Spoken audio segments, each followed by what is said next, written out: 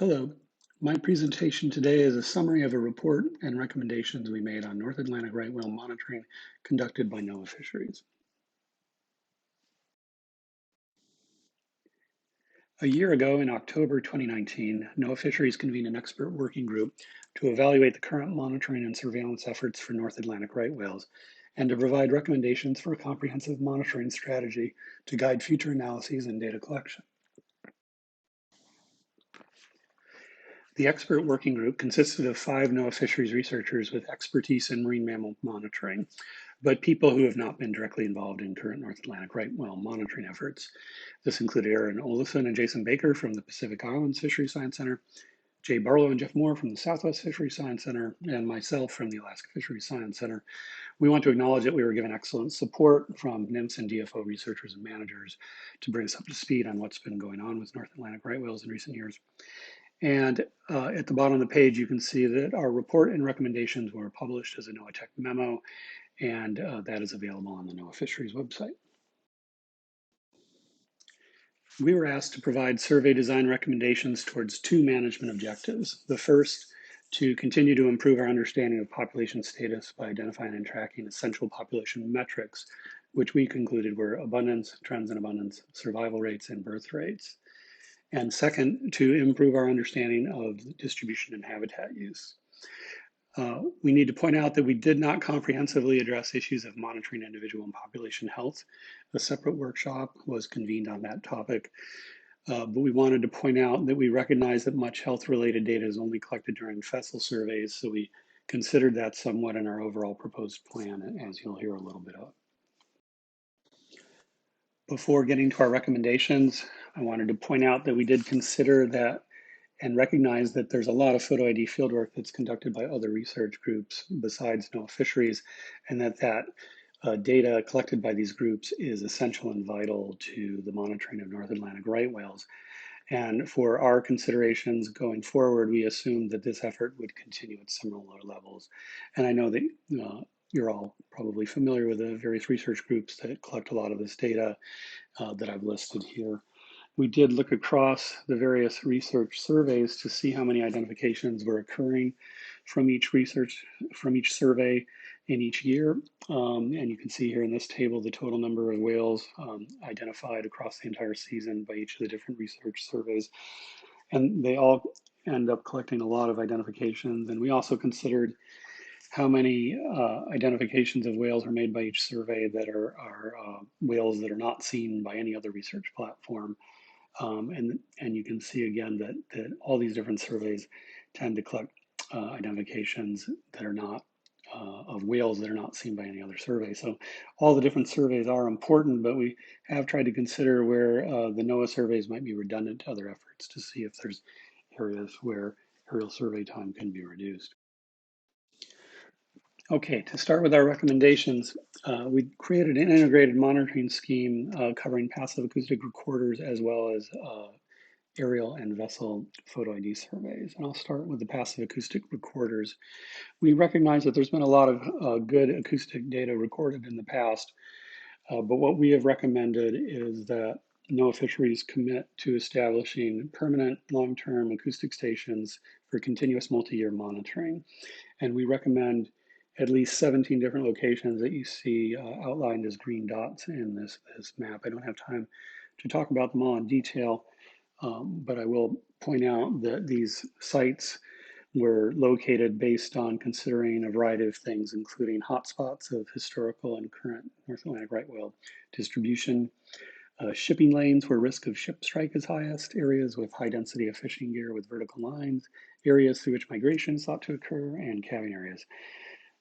We recognize that some of these areas are being monitored, such as in recent years, such as the Boston shipping lanes, but we want to recommend that NOAA Fisheries commit to permanent monitoring at all these locations and ensuring that happens.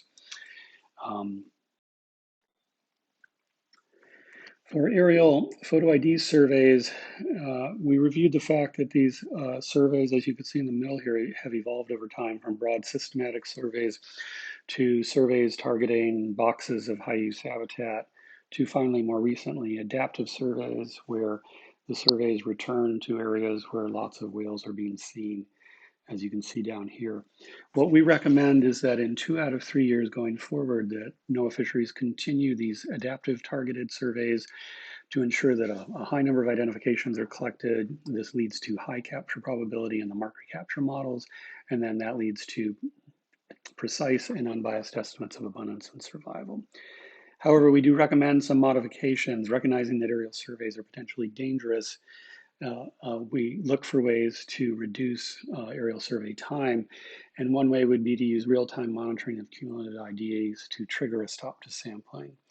So specifically, stopping rules should be developed for when to stop returning to a location, even when lots of whales are still there, based on the fact that relatively few new whales are being found, rather than continuing to return that area to just keep seeing the same whales over and over. Also, we think that it would be useful to set an overall target for total IDs across all research platforms for the year.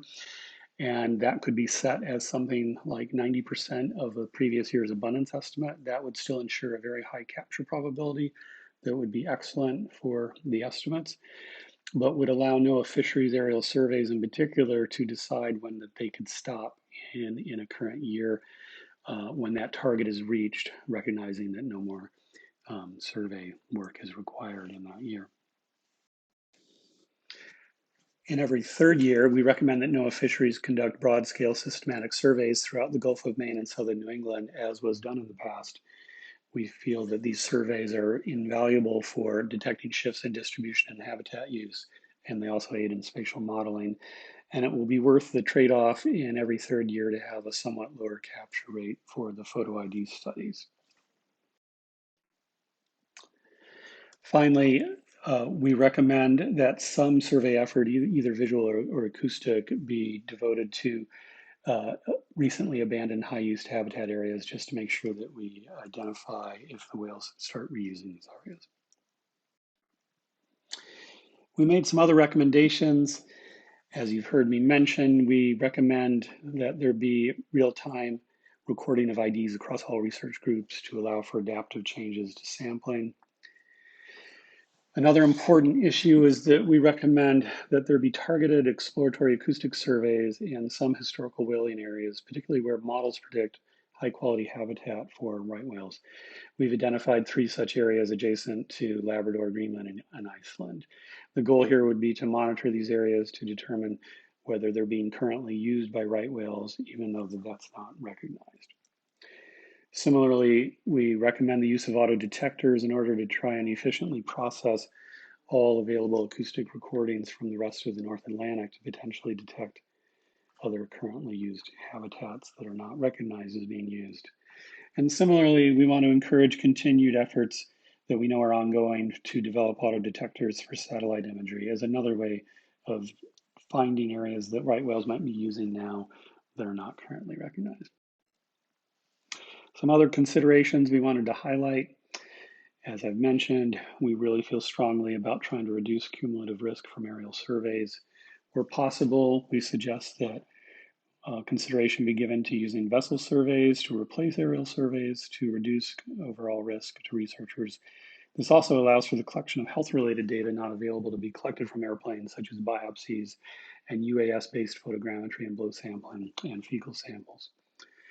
We also recommend the development of standards for collection of a common data subset by aerial survey projects in order to facilitate spatial modeling, as we realize that this has been an issue in the past, particularly effort and perpendicular distance data.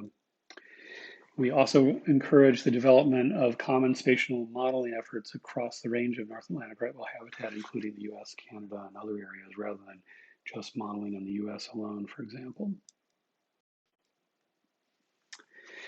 We also recommended some retrospective analyses for the objectives that I list here. I don't have time to talk about them, so I'll refer you to the report for many details on that. Finally, what are the next steps? Well, I've given you the recommendations of the expert working group. Now it's up to NOAA Fisheries to consider those recommendations and determine if they're going to implement them. So that's what they're going to be doing.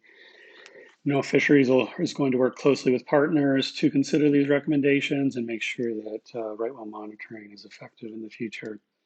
And for more information on the implementation, Sean Hayes and Danielle Joliak are the ones who are going to be most involved in that. Thank you very much.